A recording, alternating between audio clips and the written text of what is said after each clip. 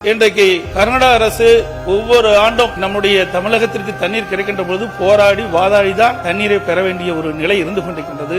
இந்த ஆண்டு கர்நாடக அணையிலே போதிய தண்ணீர் இருந்தும் தண்ணீர் திறக்க மறுக்கப்பட்டது. காவிரி நீர் ஒழுங்காற்று குழு பரிந்துரையின்படி காவிரி மேலாண்மை ஆணையம் 15 நாட்களுக்கு தினந்தோறும் 3500 கனஅடி தண்ணீர் காவிரியிலே தண்ணீர் திறந்திட வேண்டும் என்று உத்தரவு பிறப்பிக்கப்பட்ட ஒரு தண்ணீர் திறக்கவில்லை. அப்படி தண்ணீர் திறக்கப்பட்டிருந்தால் உரித்த காலத்திலே டெல்டா மாவட்டத்தில் விவசாயிகள் குறுவை சாகுபடி செய்திருப்பார்கள். ஆனால் கர்நாடக அரசு தண்ணீர் கொடுக்க மறுத்துவிட்டது.